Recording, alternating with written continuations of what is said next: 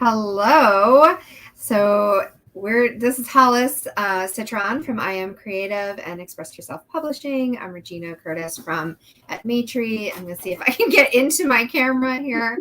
And this is just an impromptu live conversation because Hollis and I were chatting and we've been talking about connection and just what the power of connection is right now, like how we're using that in business, and how it just keeps showing up as something that's really nourishing and really supportive right now, especially as someone who is a solopreneur or a solopreneur.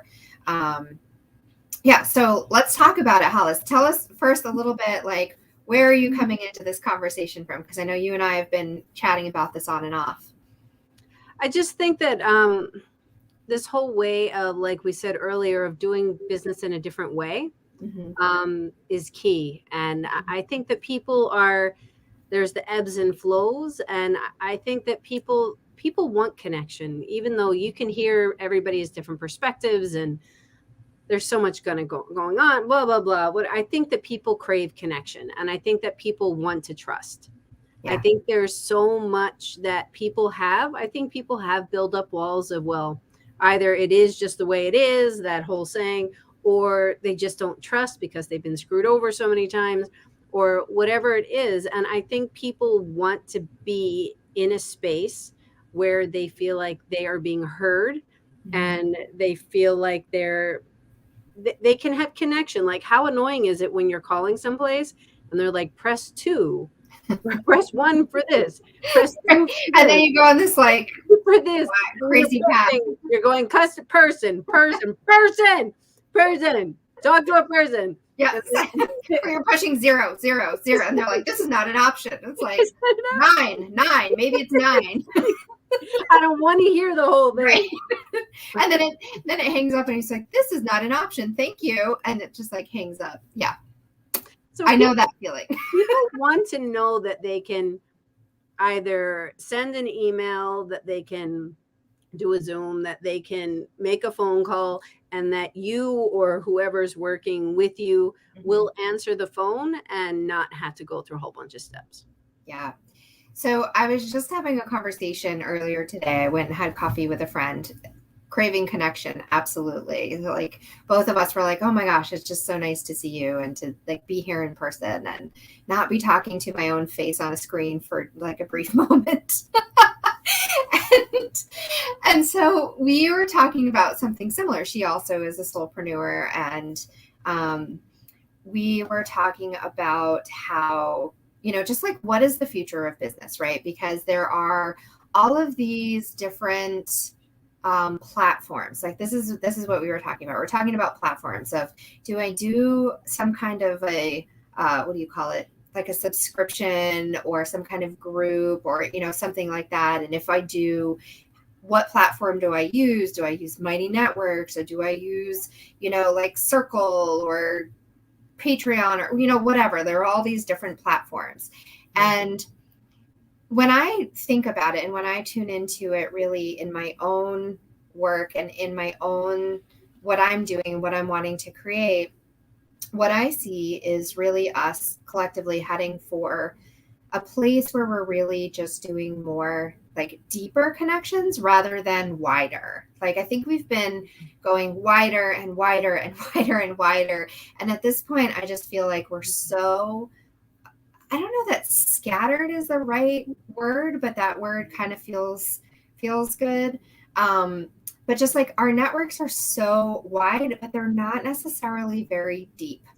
And I personally find myself wanting to have deeper connections. And I don't care if it's fewer, right? Like, I don't care if it's like 10,000 people on my social media or whatever, but if I have 5 people that I'm really engaged with, whether they're clients, peers, collaborators, that feels really nourishing. That feels really good right now. Yeah, I love that. And it's so true. It's kind of like that whole gathering people. And well, I have 5,000 friends, and it's like, right. How many people do you have in, they say if you have 100 people within your space that are actually connecting with you, purchasing from you, like, would you rather have 100 people in your business space that Mhm. are purchasing from you, or 5,000 friends with nobody engaged? Right. Yeah. I would 100% rather have 100 people. And Yeah. I also, in the work that I do through at Maitri, right, I'm working with people to help them go deeper into their own soul wisdom communication.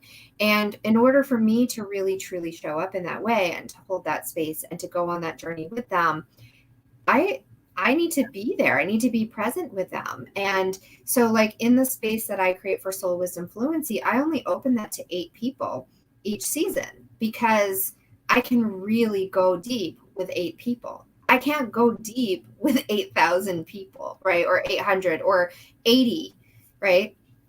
It's not a Tony Robbins stage where you have like all of the Yeah. screens, and because you're putting your energy, Yeah. because your energy is being put into this space and you're showing up. You're not bringing in contractors and saying, okay, well, you can do this for me. Right. You're solely present.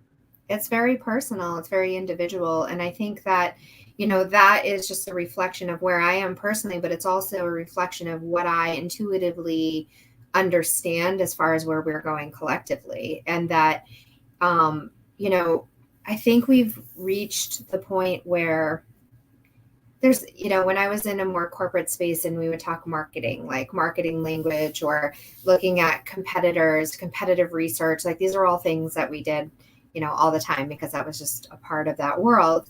Yeah. And that same mindset does carry into everything that we do in our individual worlds and as entrepreneurs, because I've also seen this wave of people kind of leaving the corporate world to become entrepreneurs, to do it in a way that is more soul guided, right? So this word soulpreneur is something that I use all the time because that is something that I really do see happening, right? People are being guided by their soul wisdom to go out and do this in the way that feels good to them, Yeah. using that wisdom. And then it's not as much about, I want to do this on my own, I don't want any help.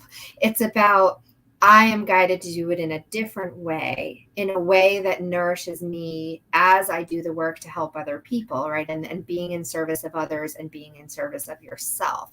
It's a very different mindset and way of going into that.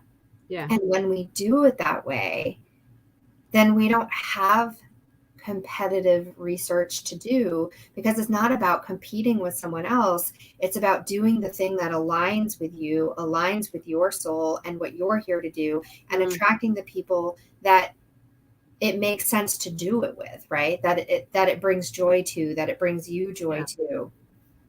Yeah. Yeah. I love that idea. It's true.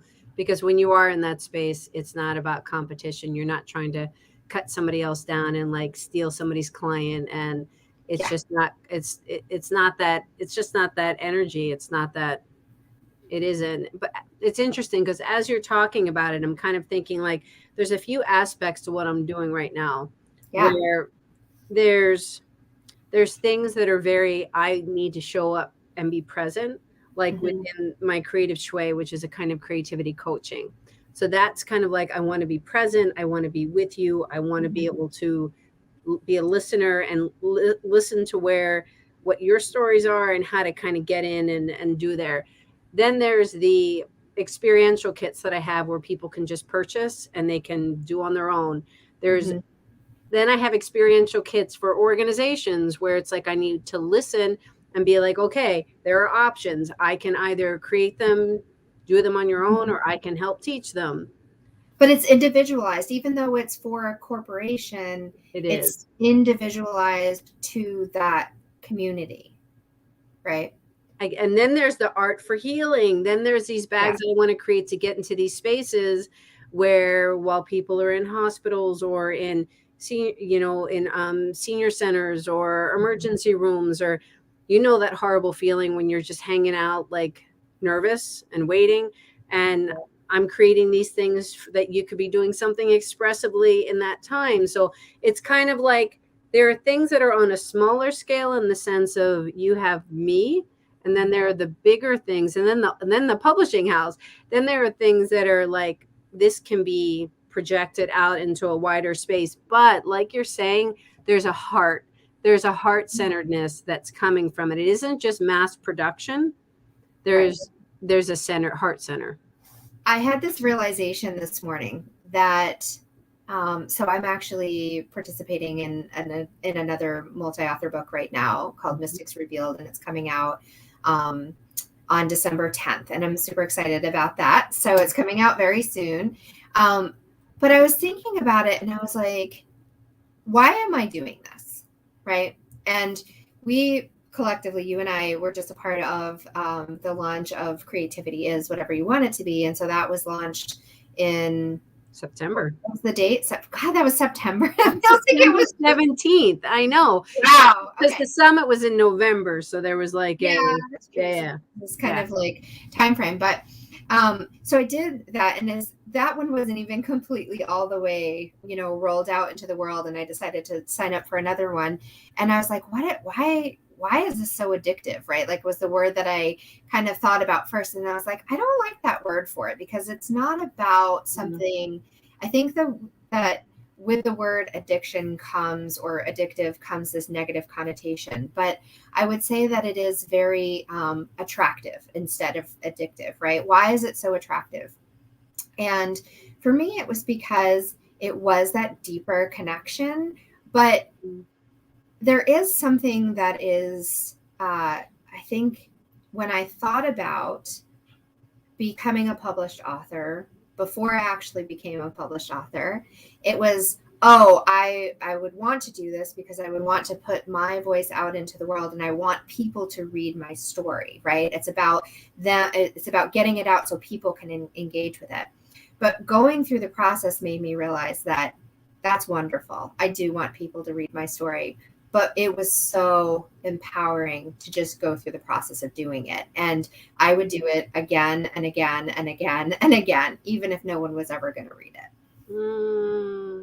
I love that you said that, because it kind of takes me to a point of like art and process, being process oriented. Mm-hmm. So when I worked for this organization, Studio in a School, so I went to art school and did all this, have taught for 30 years, lots of different settings. So in this particular organization that I work with in New York, incredible organization called Studio in a School. I learned so much there. Started there in 96. Anything that begins with a 9 seems so long ago. It's like 90, like how many years was that? I can't. Yeah, too many. So I was there for about 5-6 years, and they're very process oriented. So when you say that word process, it makes me think it's just kind of like, it's having the tools, it's having the supplies, and it's creating, and it's experimenting, and it's exploring, and you create a product in the end. But it's fun to go through the process and the mess, and that does this work, and this does it not work, and how does it piece together, and how do you take it apart, and there's just components to it. And I feel like people kind of forget, we immediately jump to this perfectionist thing of that we skip that process part, which we have to go through. You have to go through it. You have to go through it, and you can choose how you're going to go through it. So you're either going to go through it and really enjoy the process and be open to the process, or be closed to the process. So it's, multi-author books are very much like, and it's very, you take what you take from it, but there's a community aspect to it where you're not in it alone. Yeah. It's not solitary if you don't want it to be. Hi, Rebecca. She says, the process of writing a book is like no other. Absolutely. Yeah, it really is. And I think that I would even kind of bring that into like the process of writing and sharing that in whatever way, even if it's a blog, even if it's, there's something definitely even more deep in that process of writing a book.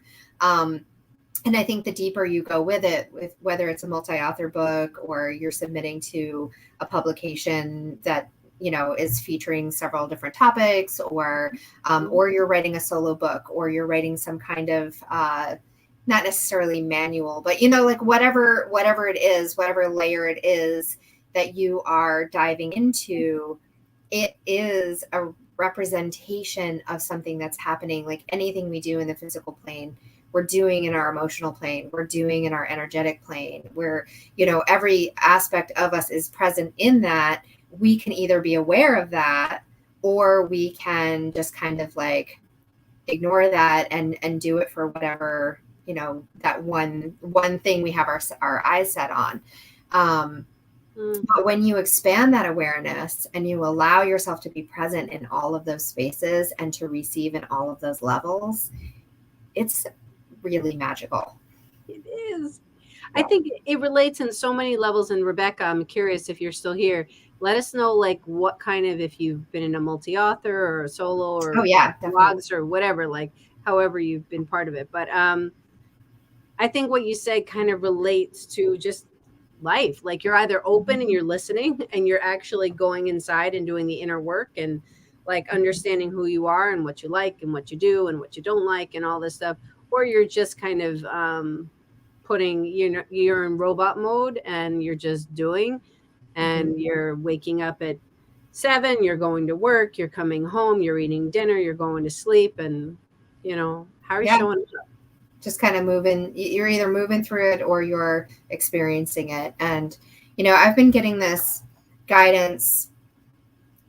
My soul wisdom, when I check in with my soul wisdom, I tend to have these themes that come up, and they come up continuously for a particular cycle until I kind of either work through or move through that, whatever it is that's coming up. And for a long time, I really was have conversations. And that is how I ended up doing the Soul Wisdom Exchange Summit last summer. And then that grew into the Soul Wisdom Exchange podcast/vodcast that I do now. And I had never done a live, and now like I was just like, Hollis, let's jump on, let's get live. Like, let's go live. Well, I don't think people say that. Let's go live. And it was like, let's just have this conversation in a way that is that's just open, right? Like, let's just share it and have it in this open forum. Let me see. Rebecca says, I've written a solo, and I'm an editor for other authors. So I get to feel the process and experience it through other nonfiction authors. Lovely. Yeah. Very beautiful. And you also have a journal. Is it a journal that you call it? Your recent publication. Trying to think.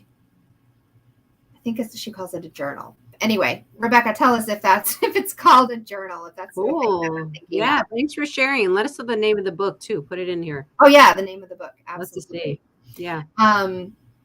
So yeah, it's just like that was one theme that I was getting for a long time was, have conversations.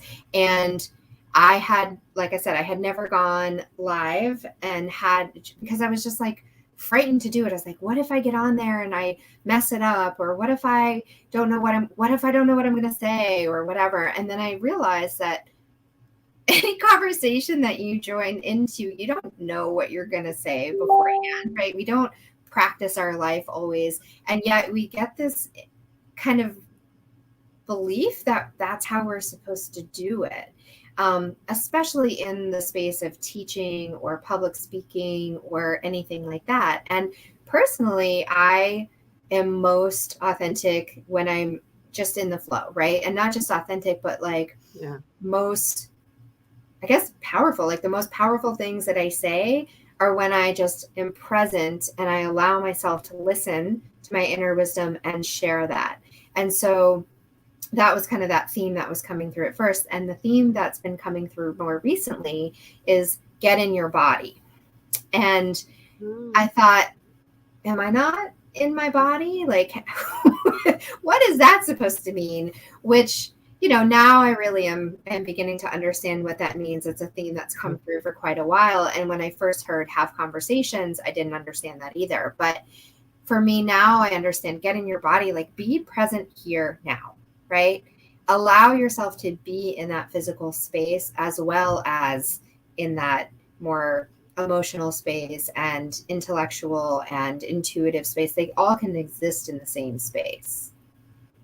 And you're kind of hearing this from a higher self. Yes. Mm-hmm. Yeah. Yeah. So I want to, that actually just kind of makes me think. So you have a multi-author book that's coming out. You're actually still have the application process open, correct? I do. Okay.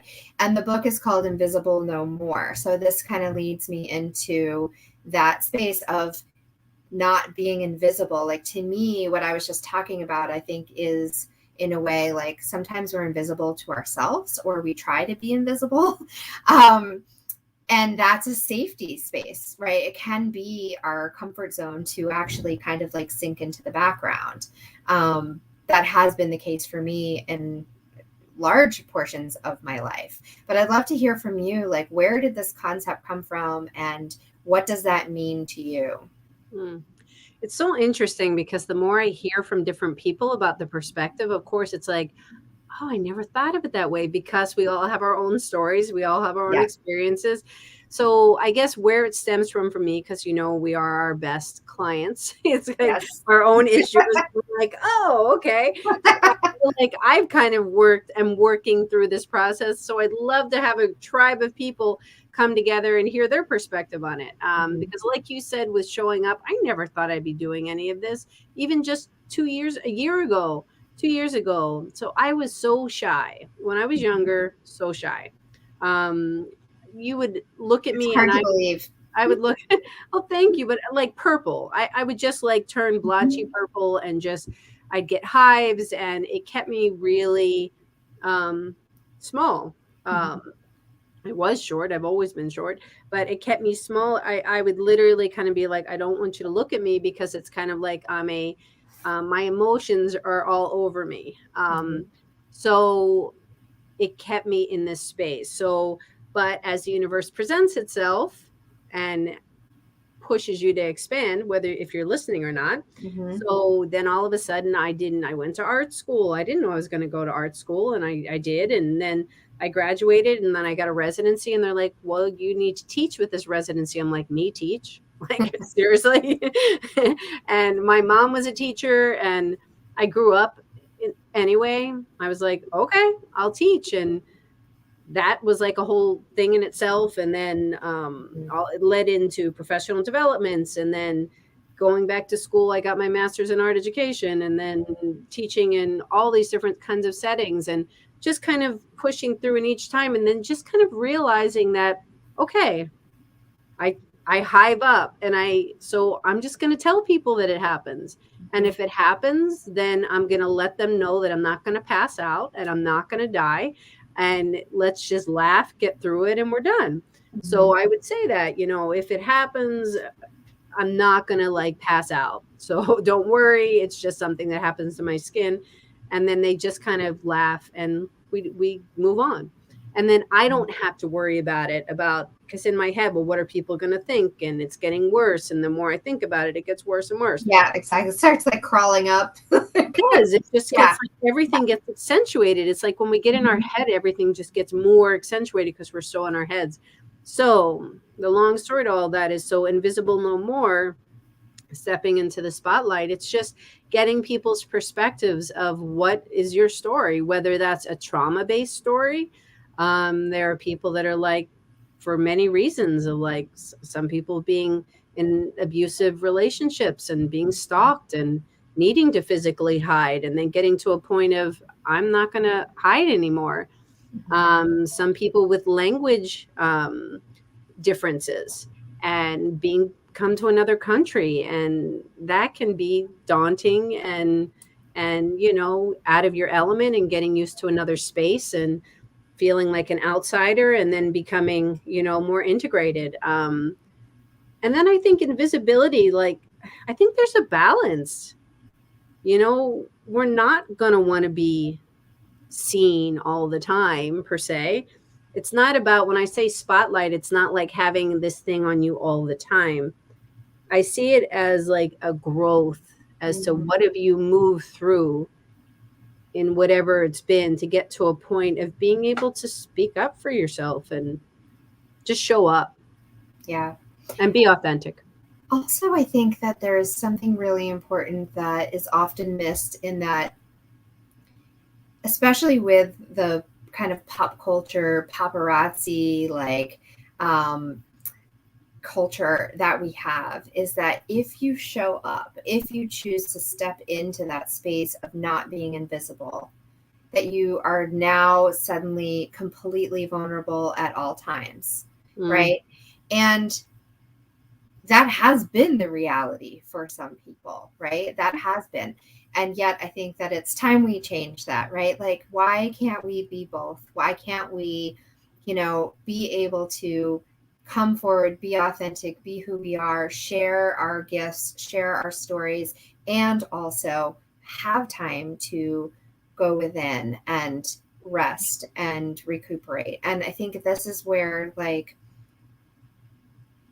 where we were talking about, like, expanding out, and then going deeper, right? And I think this is also really reflective of that, of being so raw, like we're like so visible in some ways, and yet at the same time not seen at all, right? Because when we get to that place collectively where it's like, oh, this person is famous, so we must have all eyes on them all the time, right?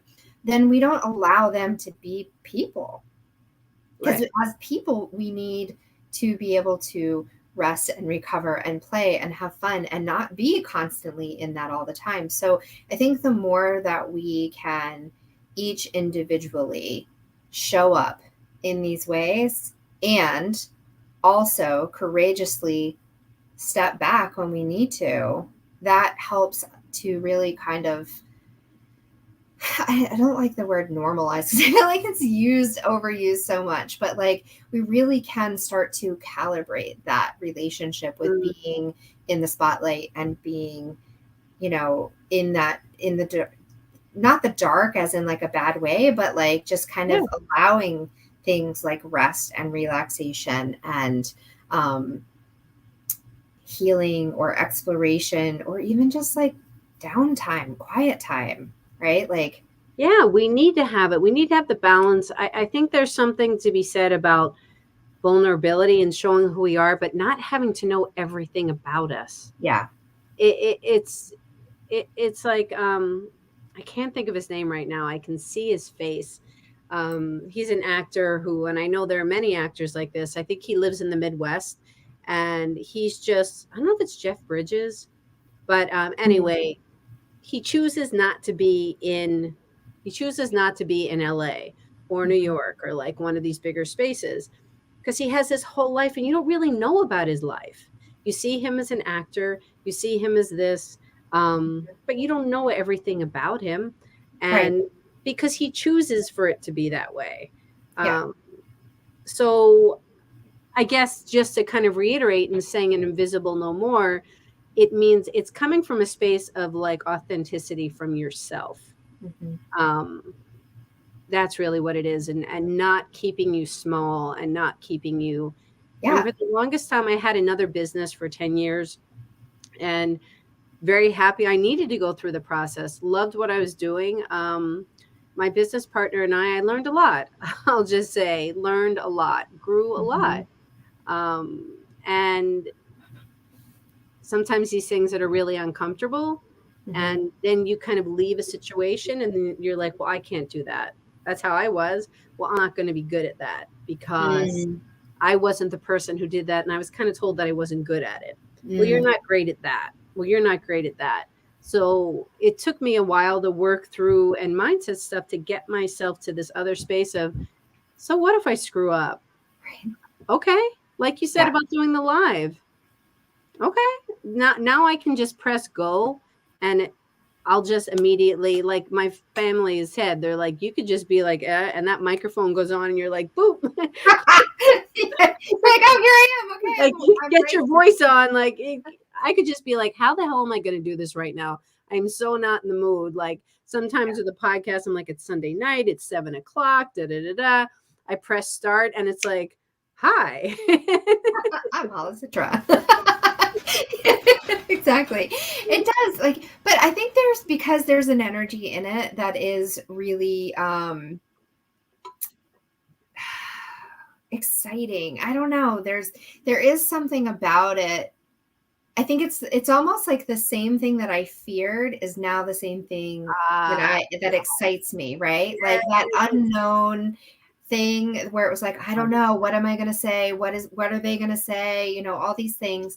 And the thing is, like, I invite people to my podcast when I know that I have a good chemistry with them, right? Like when we've had a conversation and that conversation flowed naturally. Why can't we do that if a camera's recording or not? Like, and a lot of times people will say to me, they're like, I'm nervous because I don't know where it's going to go. And I'm like, it's okay.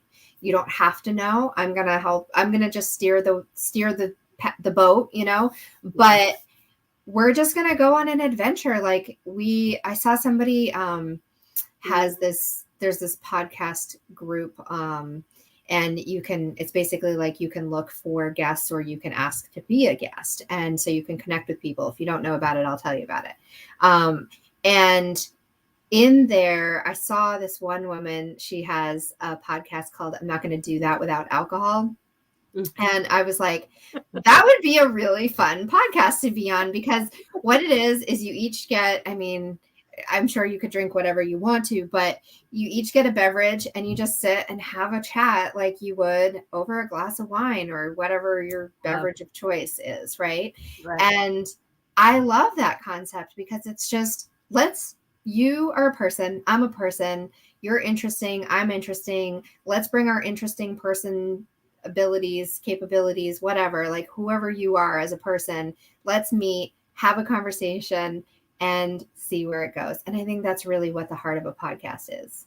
Have you seen that commercial? It's for some kind of beer. Heineken. Yes. It's amazing. Yeah. Very good. Really good commercial. And maybe you want to tell people a little bit if they haven't seen it, because it's a great commercial. Brilliant. Absolutely. I'll see if I can actually find the link and post it in the comments as well eventually. So Heineken has, they basically brought people in with opposing viewpoints. And then they purposely paired these people with the opposing viewpoints, whether it like on a whole bunch of different topics, whether it was like there was one woman who was identified as feminist, and then there was the person that she was paired with had very opposite views of that. There was sexuality, race, religion, like all sorts of things. Yeah. And they put them into a room not knowing that they were having these opposing views, and they were asked to build furniture together. And so eventually what they were doing is they were following directions to build a bar. And then at the end, so they got to know each other, and there were like questions they were asking each other about things about their experience, but not necessarily about this particular topic. And so they got to know each other through this process, built this bar together. And then at the end, once the bar was built, they came in and they put down 2 Heinekens, and they said, now watch this video. And they showed the video of the person saying their opposing views and very clearly stating what their view is. And then they said, and now you have a choice. You can have these beers and sit and have a conversation about it, or you can go your separate ways and never speak again. And it was a really powerful, I don't know, just reflection of when you get to know somebody, you may have these opposing views, but that's just one piece of a very complex puzzle. And we're all made up of these stories, which is we believe these certain things because of people that we're surrounded by, because of where we live, because of whatever. People break free of this for multiple reasons. But that was just, it was done very well. So yeah. It was. Yeah. Someone actually sent it to me and was like, have you seen this? And I hadn't seen it. So yeah, it was something that I really appreciate. But yeah, that podcast, you're right. It's kind of like the idea. That's what these are. That's why podcasts, I think, are so big, is they touch on so many different topics, but it's people having these conversations. I mean, my son would watch like Mike Tyson, who has become like a huge podcaster and all this, and his like him and his guests, like just getting stoned. And they would go on, like these things would go on for like 2 hours.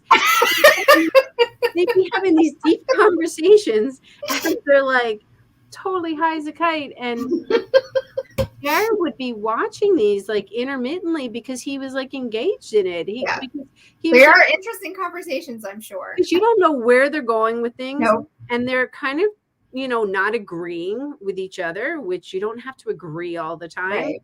Like but they're doing it in a respectful way. And yeah, he was just like, they're just like, I have to kind of take breaks in between because I can't a long conversation. Just watch.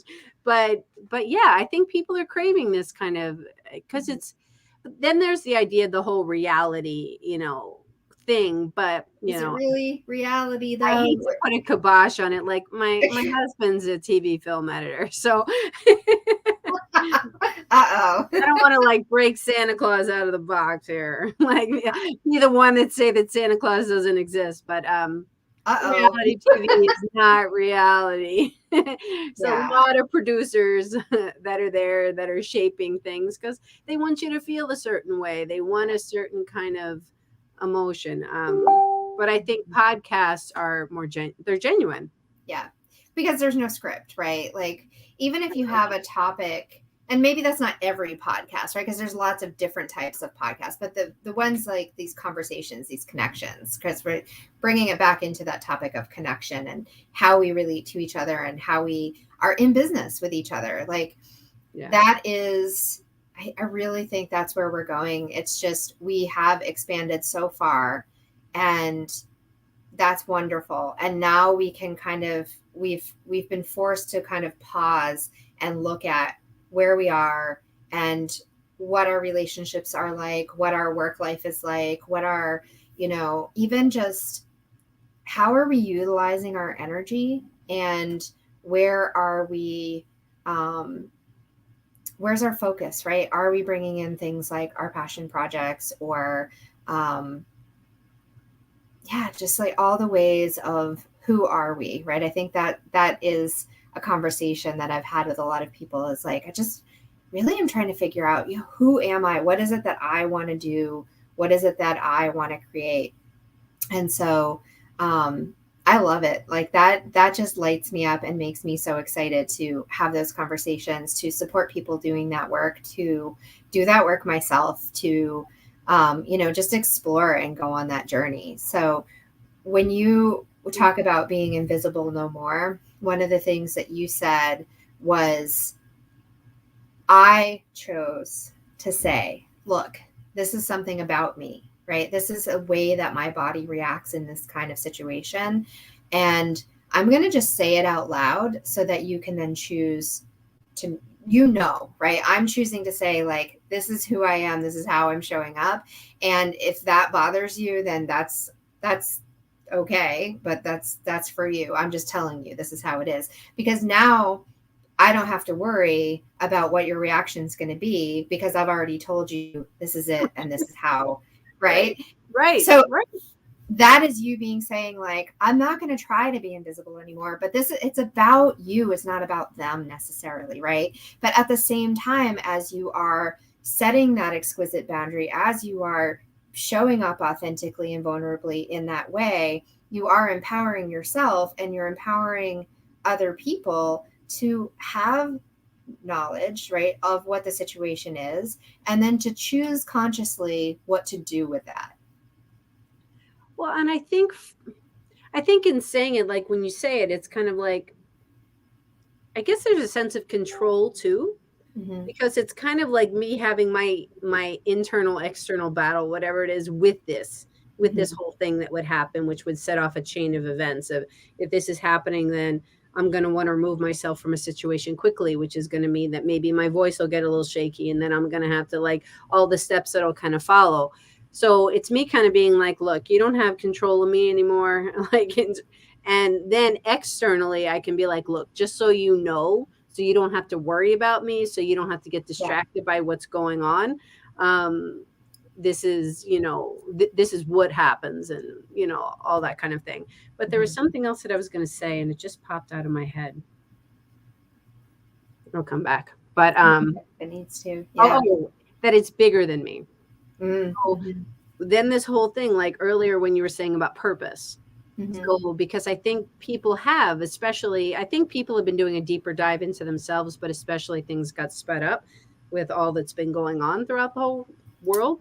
That people are like, what is my purpose? Why am I here? What is, if life is short, I don't want to be doing things that make me so unhappy anymore. Like, so I think it got to a point with me too, that even when I was teaching, here I am in front of people doing all this thing, but there was something missing.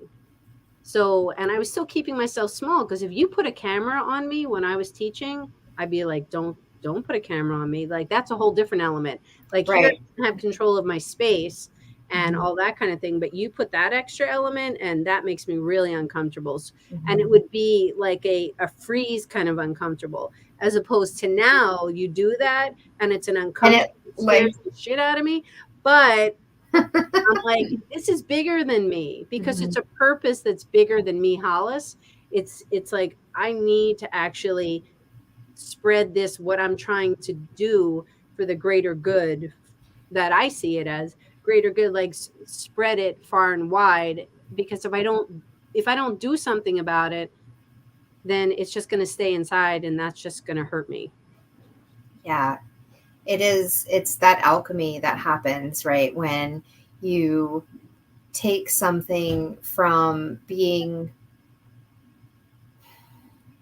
I don't know, it's like I get this image of, like, it's weird, the images I get. I'll share with you. I get this image of like juicing a carrot for some reason. That's what I get. But it's like taking it in one form and transforming it into something else to power it. And I don't know why. What does that mean? That's such a strange image to get in that. But what do you receive from that? Is it like a transformation? I almost got like it's a transformation, and I don't know, like a nutrition, like there's like a health element that's like, if you take it from this form and then you make it into a juice and then you ingest that's something good for your body, which is then empowering. Yeah, absolutely. And it somehow it feels like that it's easier to digest, or it's easier to,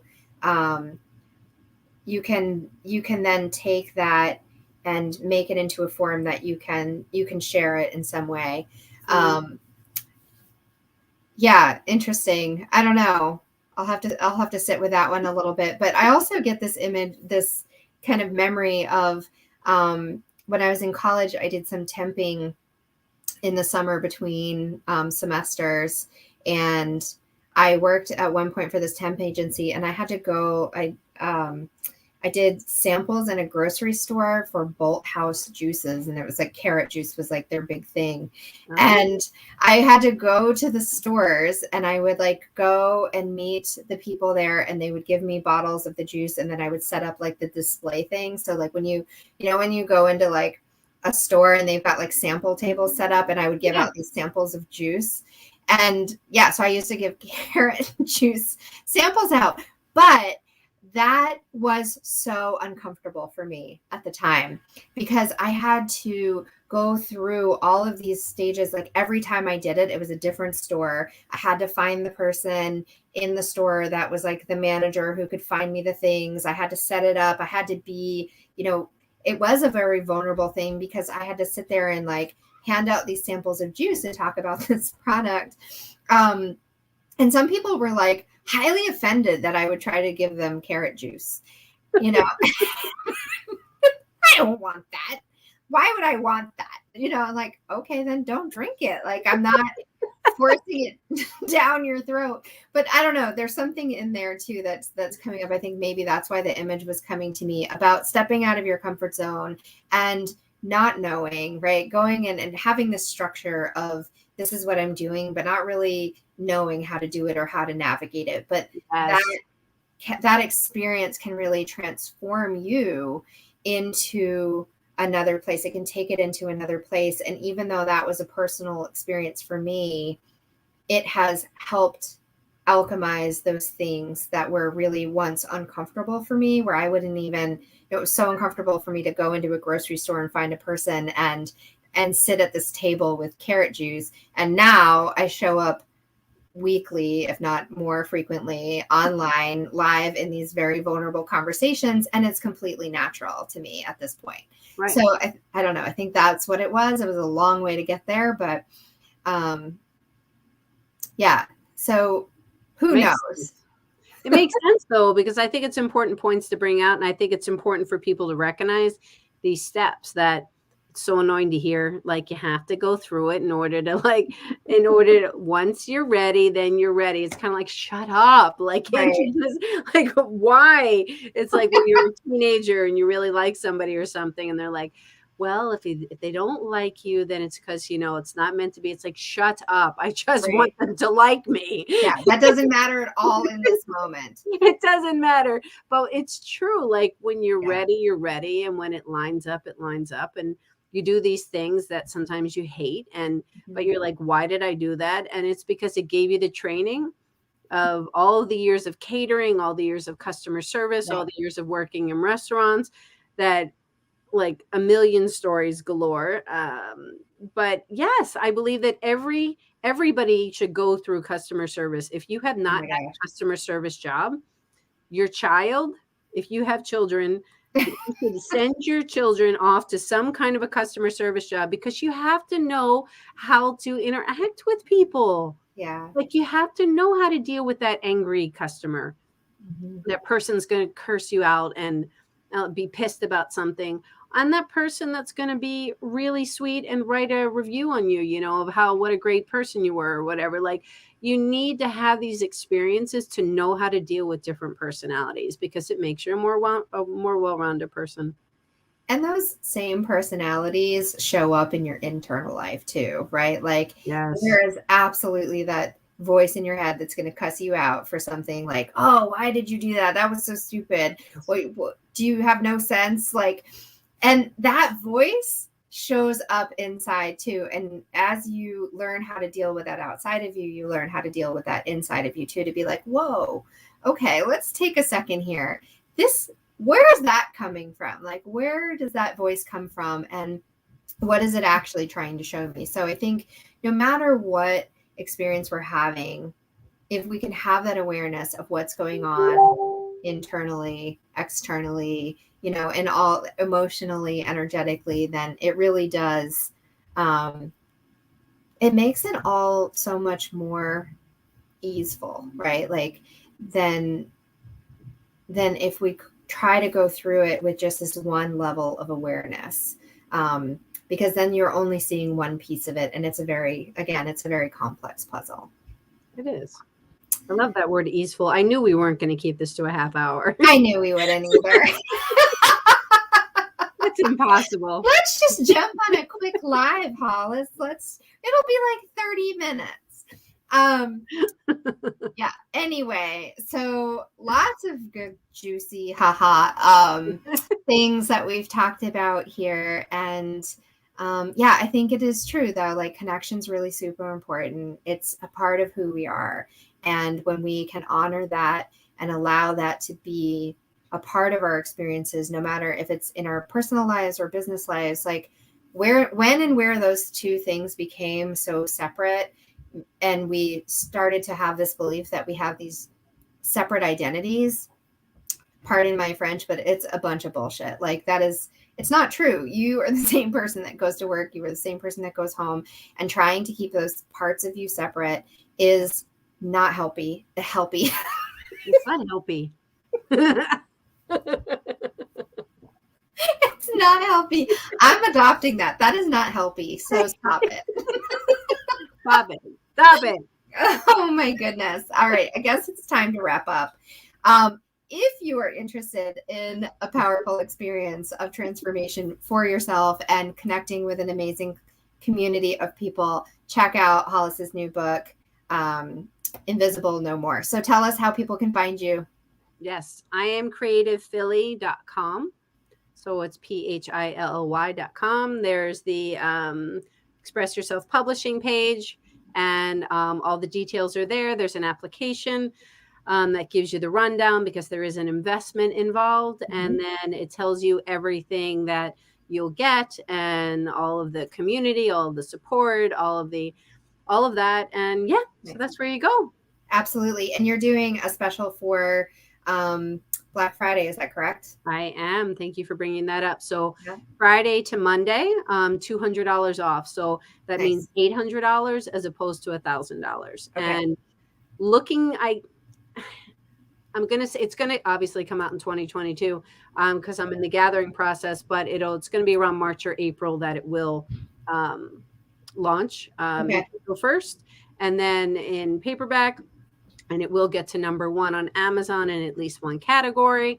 And we make I'm just very much about community, very much about connection and giving you the tools that you can have to really kind of share your story and then take it where you want to go. Absolutely. It's an investment well worth it, in my opinion. I've actually done that investment. So, and there was one other thing I was going to say. What was it?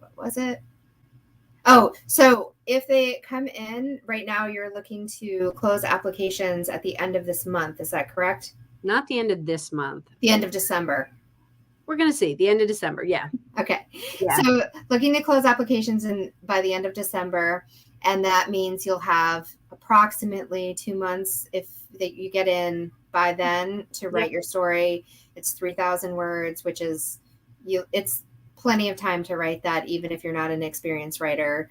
And you'll have tons of support in doing that.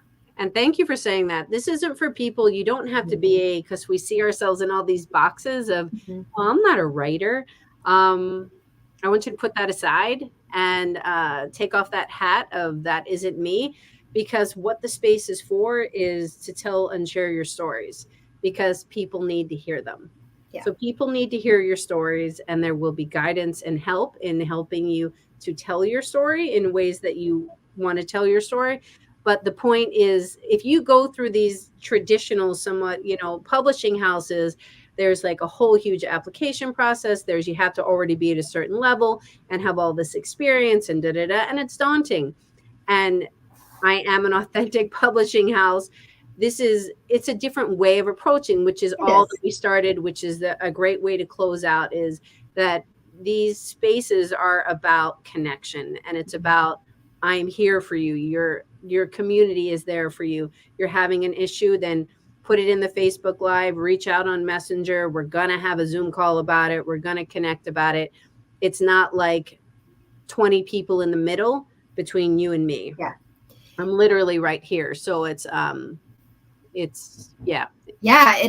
is. I was thinking, I have a friend who, and I think that there's a time and a space and a place for each of those, right? Like going through a big publishing house or going through, a smaller publishing house. Like they each have a role. And I was thinking about, I have a friend who just recently published and published through that other more traditional process, and was really frustrated with not knowing when the book was going to actually launch. They were given like a 2-month window of when it could launch.